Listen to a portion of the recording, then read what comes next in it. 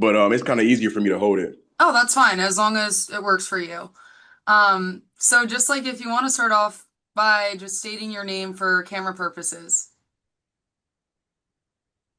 Yeah, so my name's Tyran Dixon. I just turned 28 May 7th, and I'm in Finland now playing football again, and this is my second year here. Awesome. Let's make sure this is turned off. So if you just want to start off by telling me, I know that you're in Finland right now. How's coaching going and being able to play football right now?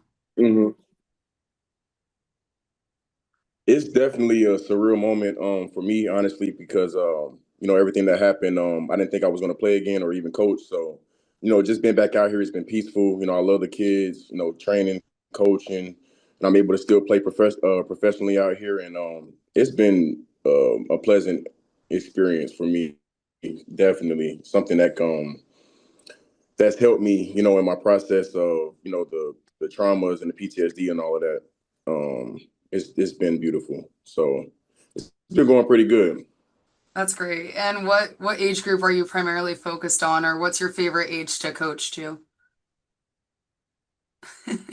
Um, so they have three different age groups out here. It's like U19, which is like 19 and under, and then you have U17, 17 and under, then U13, everybody underneath 13 years old.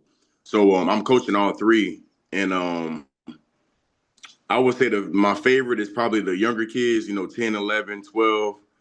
Um, but it's been a joy to coach all of them, honestly. But they're they've been helping me in my journey. So I would definitely say the U13 kids. That's awesome. That's really nice to hear.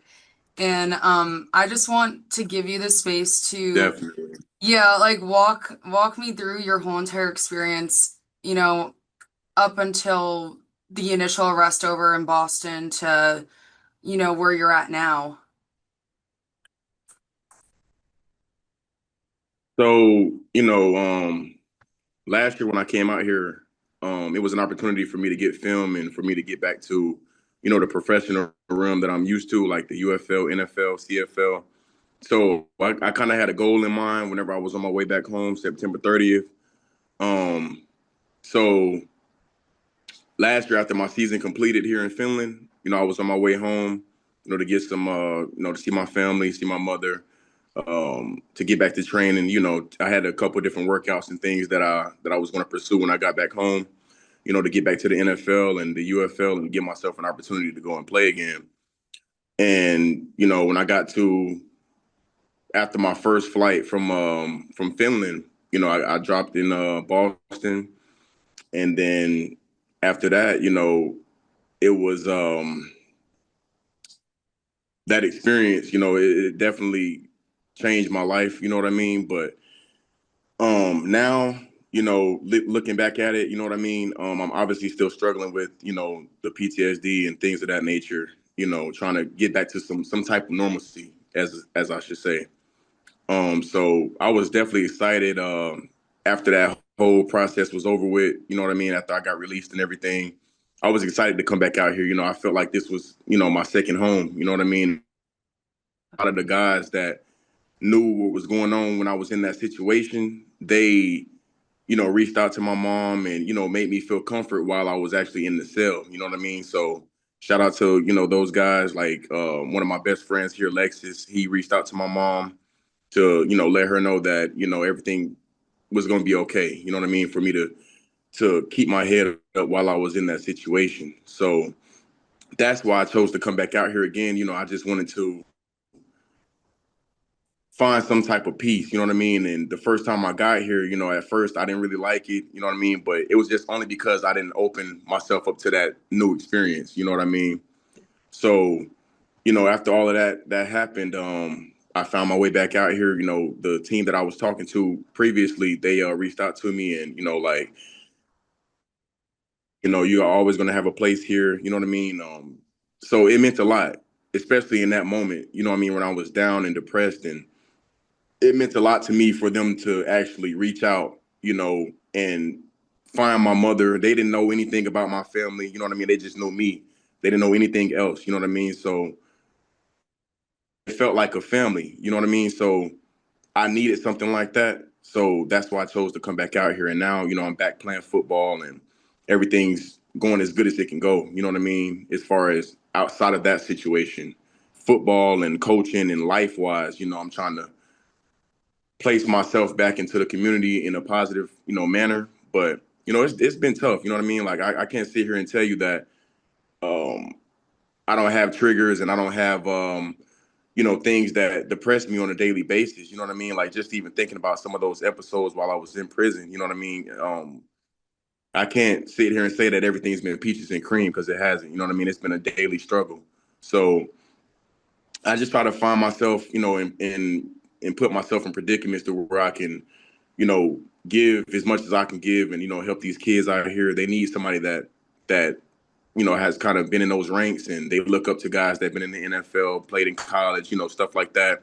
So I try to do my best to make sure that they know that, as long as I'm here, like they have me as a connection, they have me as a brother, a family member, things of that nature. So I just been kind of embedding myself in that process. That's super important. And I'm, like you said, I know that it's a struggle still, but it's nice to see that you're still pursuing what you want to do at the end of the day and taking that effort and having a good support system around you. I don't know if Right. it's too much for you to talk about the triggers, you absolutely don't have to, but were No, there, it's fine. yeah, like if you feel comfortable just talking about what the experience was like actually being in there knowing you're obviously innocent and you didn't commit this crime, like that's got to be such a horrible, I can't even begin to imagine if you want to go. Yeah, I can definitely, elaborate on some of that. Really, after I would say this, the solitary confinement was the thing that kind of pushed me over the edge. I was the first like jail that I was in, what was it, Nashua Street. When I first got in there, I've never been locked up before. I never had anything like any problem with any law enforcement ever. You know what I mean? So that was my first time in handcuffs and, seeing a judge. And, it was really like,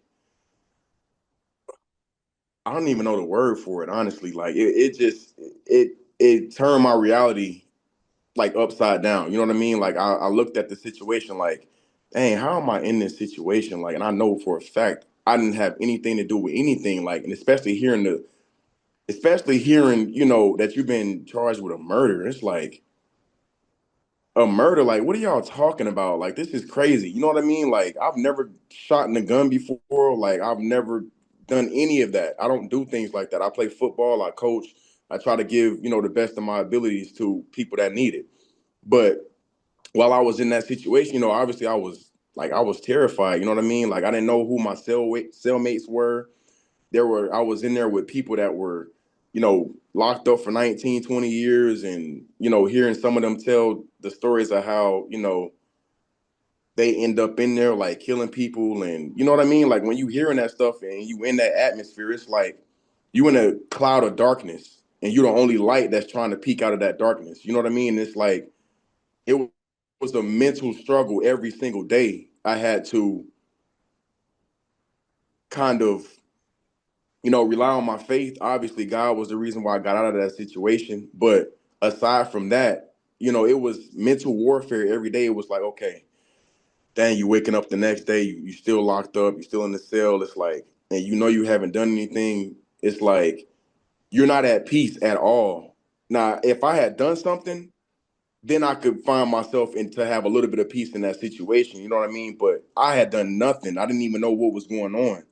You know what I mean? So, and nobody was telling me anything. They just were treating me like a criminal. You know what I mean? Like I was, the world's most wanted criminal. Like it was crazy. Like so, and then when you're constantly being moved around, it's hard to even adapt to different situations. And then when you finally adapt to, you know, the situation of you might know your cellmate, you might have been staying with them for 4 or 5 days, and you've been talking with them or whatever, and then you get moved to another cell with somebody else that you don't know, that this person might have killed somebody, or this person might have he's in a gang, and you're trying to stay out of trouble. Like there was plenty of situations where I was in a cell, a guy that was sneaking in contraband, that was putting my life at danger, putting more pressure on me to, you know, tell my mom when I'm on the phone with her, like, Mom, you gotta, you know what I'm saying, you gotta get me out of here ASAP because this is, you know what I mean? I know she did as much as she could, you know what I mean? But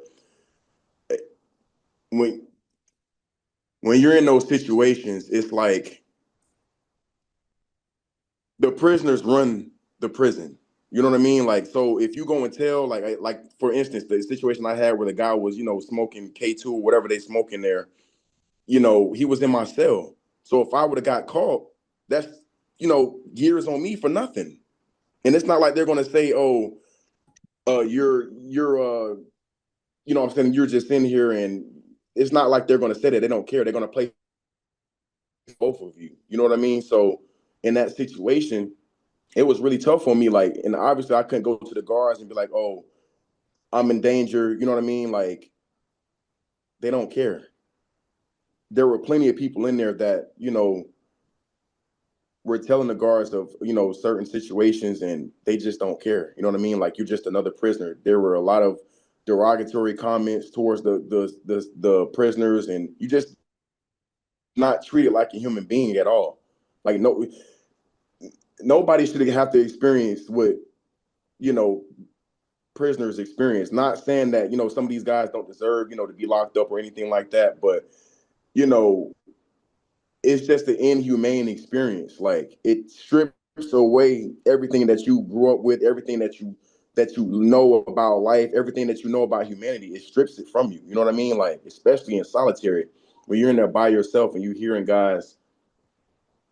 I'm sorry, it's kind of crazy, but when you're hearing guys screaming and yelling and banging on the door, and then you hear the guards, like there was one situation where when I was in solitary, I don't know what the guy had done, but they came and put a black, like a black sheet over the only thing that you could see out of, and all I hear is a guy in the cell screaming and yelling, "You breaking my ribs! You breaking my ribs!" Like they're in there beating him up, or I don't know what they did to him.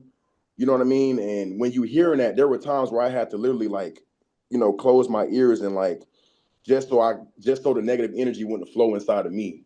I was already depressed. That would have threw me over the edge even more. You know what I mean? Yeah.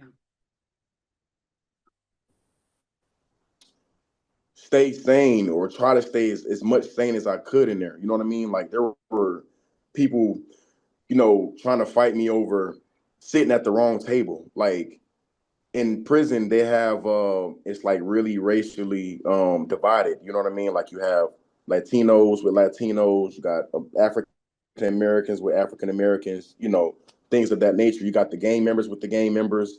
And if you're caught standing up, like they won't let you sit down.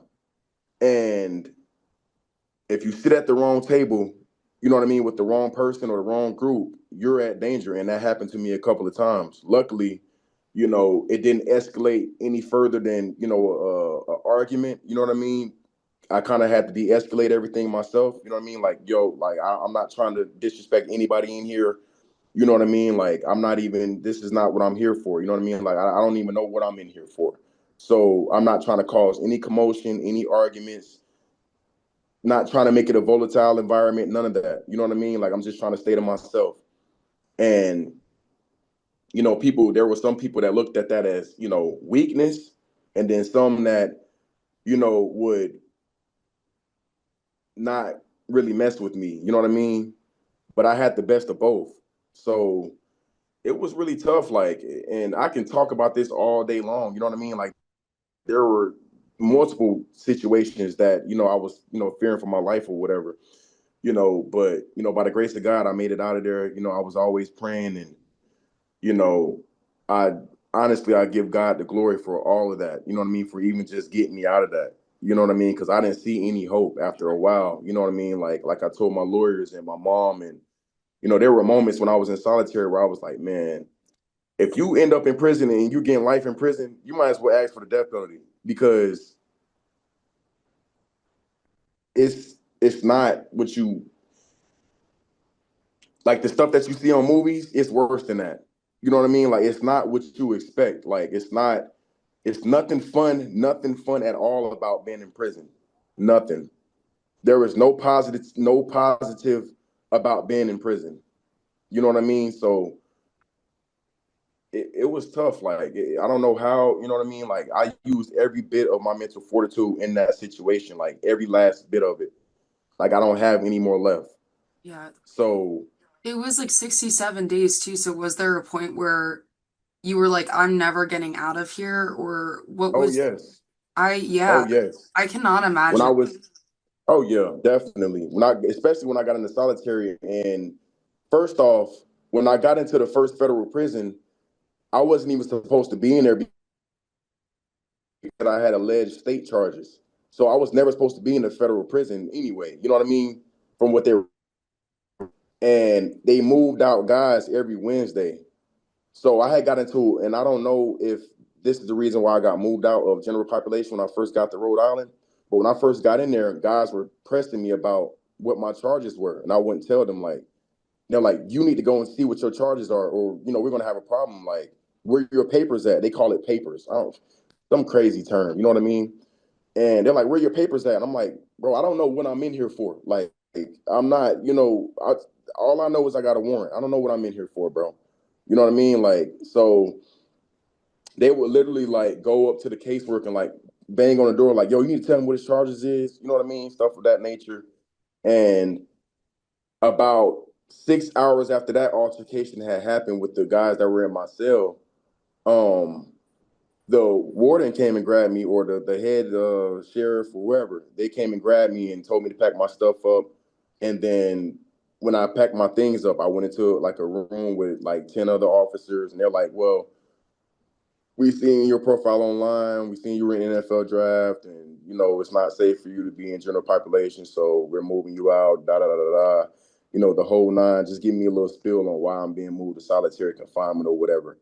So they took everything from me. Then they put me in the cell, and I'm in there for 3 weeks, not knowing when I'm getting out because I'm thinking I'm going back to South Carolina. The day I signed the extradition, I'm thinking I'm going back home to South Carolina so I can tell these people that they got the wrong person. Like I've been telling everybody else, y'all got the wrong guy.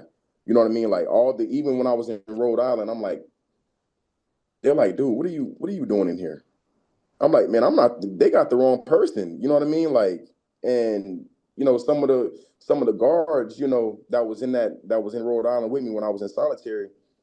One actually reached out to me on Facebook and was like, "We all knew you were innocent." And I'm like, "I told y'all I was innocent. Yeah. Y'all got the wrong person." Like, When did they actually tell you your charges too? Like at what point did they actually tell you this is what you're, because like did they tell you when they first arrested you you have a warrant for your arrest down in South Carolina? that's what they told me, but they didn't tell me what the warrant was for. So I sat in the holding cell that night until the next day. And then when I went to see the judge, he told me that, well, I guess the public defender, the person who comes and brings you the paper or whatever, he showed me a piece of paper and it said homicide of this woman. I'm Yeah. like, Pregnant 21 year murder? Like, old. what are you talking about? Like, heck, right? Like, no, man. Like, y'all got it messed up. Like, no, definitely got that wrong. Like, I've never shot in a gun before. Like, no. It's Mm-mm. crazy. Like, I played football, and he's like, after that, it really sunk in. Like, okay, this is serious. You know what I mean? Like, this is real, and you're really about to go in here with people that kill people. You know what I mean? Yeah. So it's crazy. Like, it was a surreal moment for me, honestly. So Like, I know, surreal is not even a word, honestly. Like, yeah. I'm sorry to cut you off too. I know that like your no, attorneys you're fine. your attorneys have called it like a cascade of screw-ups, and that's definitely the correct term for this. But is there like one mistake that you think was the biggest one that happened overall?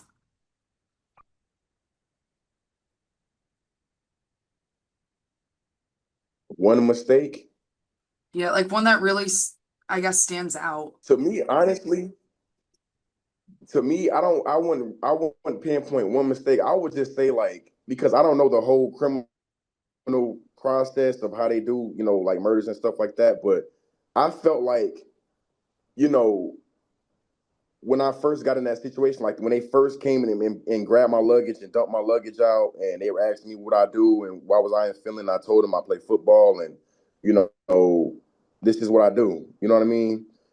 Like when they fingerprinted me that night and they found out I didn't have any fingerprints or anything, no record, no nothing, they kept coming back up to me like, "Hey, so you don't have any, you don't have a record? Like you never been in prison before?" I'm like, "No." Then they walk back out and they come back in. And they're like, "You never got fingerprinted before?" I'm like, "No." Like, what is going on? Like, y'all obviously got something messed up. You know what I mean? And then they're looking like, "So what were you doing and feeling like?" I'm like, "I play football. Like I play professional. I'm a professional football player. That is what I do." You know what I mean? Obviously my cleats are on my book bag. You know what I mean? Like I'm being totally compliant with you guys. Like the whole time they're walking me through the airport in front of everybody, they're asking me what I do for a living. You know what I mean? So I feel like uh, there could have been a lot of things that was done for me to not be sitting in jail for 67 days. You know what I mean? There was a lot of that they could have done. When they found out that my fingerprints didn't match the other guys, or even if, you know what I mean, whether they had the gun that, you know, that killed the woman with his fingerprints on it, they could have done something, you know what I mean, for me to not be sitting in prison for 67 days. Like, that's ridiculous. I've never even been in prison before. So when you were in that situation and you never been in that situation, it's like you got to kind of put on a facade so you don't get looked at as prey. It's You know I what I mean? Like there yeah, was a lot of times where, you know, I could have got killed in there. put your life You completely know at what I mean? risk. Like I wouldn't be talking to you. Right. Like it's ridiculous. So one mistake, I can't pinpoint one mistake. You know what I mean? Like I would just put it like this: like if this was your son or your child, you wouldn't want that happening to your kid. You know what I mean? Like I haven't done nothing wrong. Like my whole life has been dedicated on serving people. You know what I mean? Like that's what I do. So did I deserve any of that? No. You know what I mean? And the after effects of it now, you know what I mean? Yes, I'm happy to be back in Finland and out of America. You know what I mean? Like I love it here. You know what I mean? And I feel safe, as I should say. So yes, I'm grateful for that, but the side effects, everything else outside of me having to find peace and find happiness, it's the everyday struggle. I have to find that every day. Yeah. Just like when I was in the cell. Like solitary really broke my spirit, honestly. That was the hardest thing I could have ever went through. That was the hardest thing I've ever went through in my life. Like honestly, 24 hours in the cell and then you know what I mean? Like the only time that you do go out, you know what I mean? It's another cage that you go in. They got to handcuff you to walk out of the cell, handcuff you to walk into the shop. Like it's ridiculous. Then you got rats and stuff. Like I'm sorry, it's crazy. Oh, it's Rats okay. and Don't. rodents crawling on you and stuff. Like it's ridiculous. It's horrible. And It's ridiculous, man. I know that you were saying too, you feel safe in Finland. How has this impacted your perception of law enforcement or the system in general? Because if you look at the picture, one, your names aren't even the same. Your middle names aren't the same. You guys Right. look nothing alike. There's a weight Mm-hmm. difference. Everyone's There saying you it too. go. Everyone's like, the pictures side by side, like how? Right. Yeah. I definitely, now looking back at this situation, I don't want anything to do with law enforcement. Now, don't get me wrong. I know that there are good cops out there. I'm not blaming everybody that, you know what I mean? Like there are good human beings that are cops out there. Let me not say that. But I don't want anything to do with Barnwell.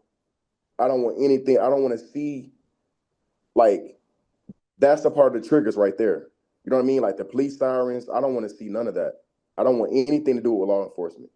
Again, that's not, directed towards the good guys in the blue. You know what I mean? Like I know that there are good human beings out there that are good police officers, but you know, in this whole situation, like even the way that they talk to you, it's degrading. Like, you know what I mean? Like the US Marshals, like it's degrading. You know what I mean? Like the way that they treat you, like I'm like, bro, if only you guys knew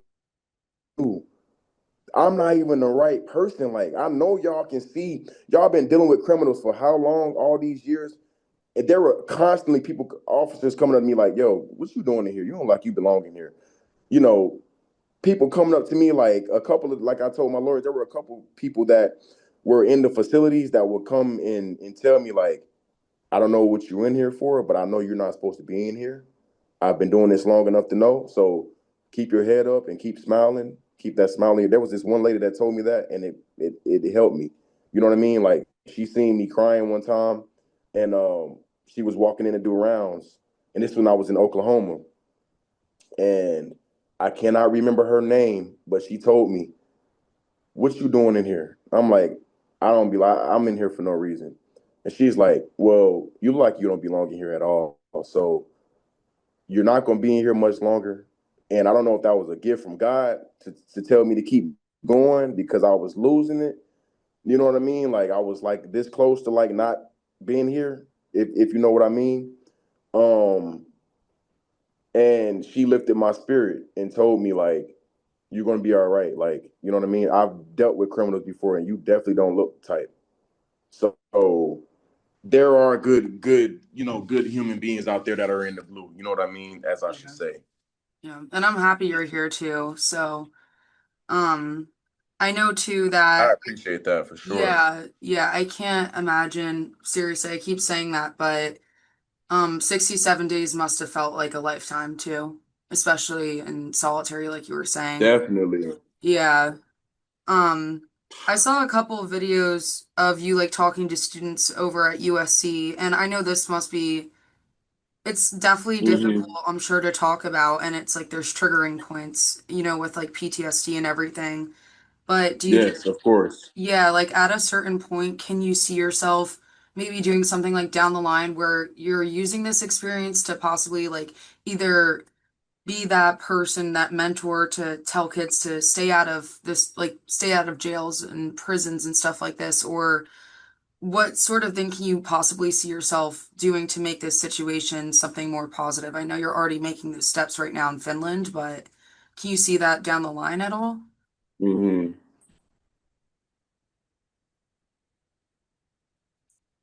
Honestly, I'm willing to help in any way that I can. You know what I mean? Like as far as being like a per se ambassador, you know, I could see that.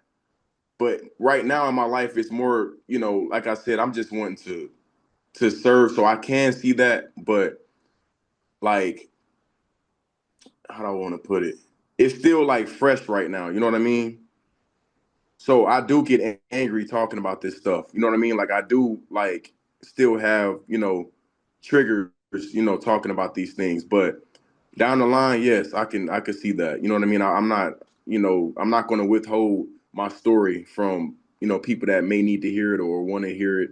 I'm just gonna continue to, keep playing football and keep coaching and keep using, my story to reach other people, around the world, So yeah, I can see that. You know what I mean? So it took a lot for me to do that where I was at USC. Like it was really it was even fresher, you know what I mean? So but again, I'm gonna let God use me, you know what I mean? So and he blessed me to be back out here playing and doing what I love to do. So I'm totally okay with that in whatever shape or fashion that comes, I'm okay with that. And what's one message, or not one, but what's a message that you want people to take away from all of this? Honestly, I think my story is one of, you know, resilience and faith. You know what I mean? Because like I tell people, me as a person, and I told, I don't know who's religious or spiritual or whatever, but for me, God was the thing that got me through that situation. You know what I mean? And I told him, if you give me back what I wanted, let me go back and play in Finland. Let me play football this year. Let me go back and coach. He will always give me signs when I was in the cell. You know what I mean? Like, and you know, that experience, like I actually felt God's presence. You know what I mean? Like I felt it. You know what I mean? Like many of nights. So I told him that I would tell everybody that it was him that got me out. You know what I mean? Like, and it was. So with that being said, it was faith, and it was also a little bit of, mental fortitude from everything that I've dealt with in life and learned, and learned from the game of football, and just all my trials and tribulations. I've always been the one to kind of beat the odds. You know what I mean? Like everything that I've done, I beat the odds with the help of God. You know what I mean? Like, and I think that it's just a story of, don't give up. Like at the end of the day, yeah, my days look dark. They were dark. You know what I mean? But at the end of the day, I always, tried to keep that light at the end of the tunnel. Like, okay, you're gonna be out. It's gonna be all right. But then you got those negative emotions and those demons that surround the prison coming to fight against you. So it's like it was a mental struggle. Like there were so many nights where I'm like thinking, like there was some nights where I'm like, you start hallucinating, like, man, was I even there? You know what I mean? Like, I know I wasn't there, but were you there? Yeah. Like, you know what I mean? It's crazy. Like, I cannot explain it. It's ridiculous. Like, man, you ain't even shot a gun before, but did somebody, you know what I mean? Like, When you're being did treated that somebody take a way. shirt out your car? Yeah. You right. So it's like it rewires your brain. You know what I mean? And that's what it does to you. It institutionalizes you. Like I was becoming institutionalized. You know what I mean? By the grace of God, I got out, and I'm still able to articulate. I'm still able to, to present my message in a way that is positive. But at the end of the day, there was nothing positive about that situation at all. That's the positivity is coming from me and God. You know, I could easily just sit down and and think and ponder on everything that happened, and look back like, man, your life is over. You know what I mean? Like at the end of the day. But I know that, you know, there's a lot of people looking up to me, kids, I can't afford to just stop and give up, and you know what I mean? So I'm not going to. And that's just what it is. Whether I'm dealing with the PTSD or not, I'm not going to give up. I didn't give up in that situation and I made it out. So that's what it's going to be. You know what I mean? And it's just a story of resilience and having a little bit of faith in God, like, honestly. It truly is. Yeah. Thank you so much again too for opening up about this. Like it truly means It's a no lot problem at all. to yeah. I appreciate it. Yeah, thank you so much. And I don't know if there's any photos and videos that you would be open to sharing, just like either with you playing football or just like photos of you and your mother, like personal life, the friends that helped you out Yes, too. I would, yeah, you I could, definitely have a lot of photos. yeah, I'll send you my number through the Facebook Messenger too, just so you could send all of those. But yeah, truly, Okay. thank you so much. And like, I don't think the word sorry are enough for everything that you had experienced, but like you said, with the resilience that you have and you gained, I guess, it's just nice to know that you're still here and you're pushing through and still pursuing your dreams. So, yeah. Thank you so much. I Yeah, thank appreciate that you. for sure.